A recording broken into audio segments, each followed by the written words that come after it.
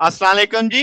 आज का हमारा टॉपिक है प्लाज्मा जनरेशन। आज हम देखेंगे किन-किन तरीकों से मोस्ट कॉमनली प्लाज्मा जनरेशन समझी जाती है, जिसमें थर्मल है, फोटो आयनाइजेशन प्रोसेस है, गैस डिस्चार्ज या इलेक्ट्रिक डिस्चार्ज भी जिसे कहा जाता है। तो प्लाज्मा जनरेशन को समझने से पहले हमें देखना पड़ेगा कि साइंटिफिक पॉइंट ऑफ व्यू से हम कहते हैं कि यूनिवर्स को 4 स्टेट्स में क्लासिफाई किया गया है। जैसे कल भी हमने देखा था सॉलिड, लिक्विड, गैस और प्लाज्मा। बुनियादी फ़र्क इनके अंदर क्या है कि जो इनके बॉन्ड स्ट्रेंथ है वो डिफरेंट होते हैं, जिन्होंने इसको पकड़ के रखा होता है। बाइंडिंग फ़ोर्स सबसे ज़्यादा किसमें होती है? सॉलिड में, उससे कम लिक्विड में और गैसेज़ में ऑलमोस्ट ना होने के बराबर होती है। तो अब थर्मल अगर हम बात करते हैं कि थर्मल तरीके से जो प्लाज्मा की जनरेशन है, उसमें क्या होगा कि जब आप एक सब्सटेंस को देखते हो इन स्टेट्स में यानी सॉलिड, लिक्विड, गैसेज़ में से जिनके पास रैंडम काइनेटिक एनर्जी यानी थर्मल एनर्जी होगी, इसके एटम्स या मॉलिक्यूल के पास ज़ाहिर है किसी न किसी सर्टेन टेम्परेचर पे होगी। तो ये जो इक्विलिब्रियम होगा उस पार्टिकल की थर्मल और जो इंटर पार्टिकल बाइंडिंग फोर्सेस के बीच में, यानी वहां पे अगर वो एक नॉर्मल टेम्परेचर पे उनके इक्विलिब्रियम स्टेट आई हुई है, अगर हम ऐसे सॉलिड या लिक्विड को सब्सटेंस को हीट करना शुरू करते हैं, तो जो एटम और मॉलिक्यूल्स हैं उनकी थर्मल बढ़ेगी, काइनेटिक एनर्जी बढ़ेगी।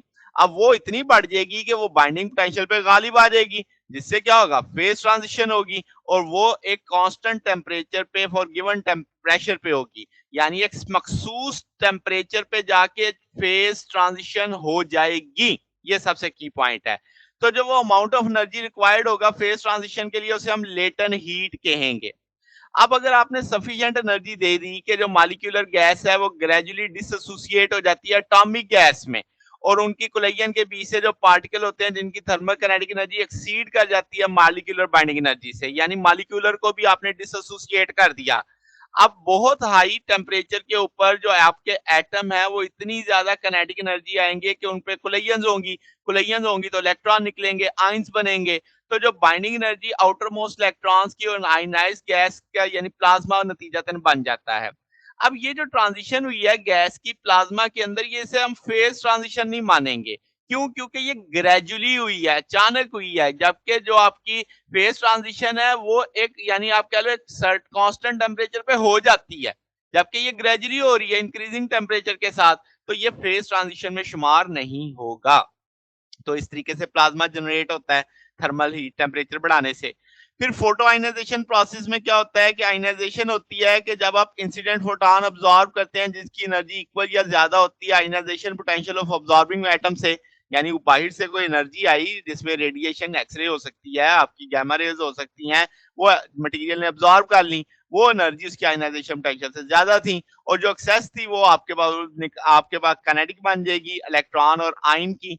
तो अब इसकी सबसे मिसाल डोमिनेंट मिसाल है कि आपके पास जो यानी प्लाज्मा फॉर्मेशन होती है स्पेस में। क्यों? क्योंकि वहां पे सूरज से फोटॉन आते हैं, स्टारलाइट से आते हैं, गैस यानी आपके पास वो एग्जिस्टिंग गैस उसे ऑब्जॉर्व करती है, इलेक्ट्रॉन्स वहां से निकलते हैं, जो सन और स्टार्स होते हैं वो कंटिन्यूसली चूंकि शाइन कर रहे हैं, तो कोई भी मैटर अन आयनाइज होने से बचता नहीं है, वर्चुअली सारा ही हो जाता है, तो हम कहते हैं फुली आयनाइज्ड। तो इसका मतलब ये है कि प्लाज्मा में सिर्फ यानी maybe only partially on ionize वाला केस नहीं होता, फुली आयनाइज वाला केस भी होता है। तो जो अर्थ आइनोस्फीयर है वो नेचुरल फोटो आयनाइज प्लाज्मा है हमारे पास, ठीक होगी बात। अब इसमें कंप्लीट आयनाइज अगर हम हाइड्रोजन प्लाज्मा की बात करें जिसमें इलेक्ट्रॉन और प्रोटॉन होंगे, प्रोटॉन वहां पे क्या है? हाइड्रोजन न्यूक्लियाई है, तो ये मोस्ट एलिमेंट्री प्लाज्मा में शुमार होता है। अब अगर हम बात करें गैस डिस्चार्ज की, तो गैस डिस्चार्ज में इलेक्ट्रिक फील्ड आपने अप्लाई कर दिया आयनाइज्ड गैस के क्रॉस, जो कि होगा इलेक्ट्रॉन एक्सेलरेट करेंगे और वो आपके पास इतने ज्यादा एनर्जेटिकली होंगे कि वो दूसरे एटम्स को भी आयनाइज करेंगे कोलिजन्स के थ्रू। तो इस प्रोसेस की एक करेक्टरिस्टिक है कि जो आपने लाइट इलेक्ट्रिक फील्ड होती है वो एनर्जी ट्रांसफर कर रही होती है, किसको? लाइट इलेक्ट्रॉन्स को, ठीक है, क्योंकि हैवी की निस्बत से उनको ज्यादा जल्दी आसानी से आप मोमेंटम ट्रांसफर कर सकते हैं। तो जो इलेक्ट्रॉन का टेम्परेचर होता है गैस डिस्चार्ज में, इसका मतलब वो ज्यादा हो जाता है आइंस टेम्परेचर की निस्बत से। तो ये जो ट्रांसफर ऑफ थर्मल एनर्जी है इलेक्ट्रॉन्स को हायर की, ये यानी स्लो होती है, थर्मल में आइंस में स्लो है, इलेक्ट्रॉन में ज्यादा है। तो ये जो आयनाइज जब आप इसे बंद करते हैं तो आयनाइजेशन डिक्रीज करती है ग्रेजुअली और जो रिकम्बिनेशन होती है वो इक्विलिब्रियम तक आ जाती है। तो जो टेम्परेचर कंसिस्टेंट हो जाता है मीडियम का। तो लेबोरेटरी में जो रिकम्बिनेशन है वो इतनी तेजी से होती है कि प्लाज्मा कंप्लीटली गायब हो जाता है with in fraction of second. तो ये एक तरह से लेबोरेटरी के अंदर आप कह लो कि आप इसे प्रोड्यूस कर सकते हैं। तो ये ना हमारे पास आज का टॉपिक था। अगर आपको इसमें कोई बात पूछनी हो, डाउट हो तो नीचे कमेंट्स में पूछ सकते हैं। वीडियो अच्छी लगी हो तो वीडियो को लाइक कीजिएगा, दोस्तों के साथ शेयर कीजिएगा, चैनल को सब्सक्राइब कर दीजिएगा।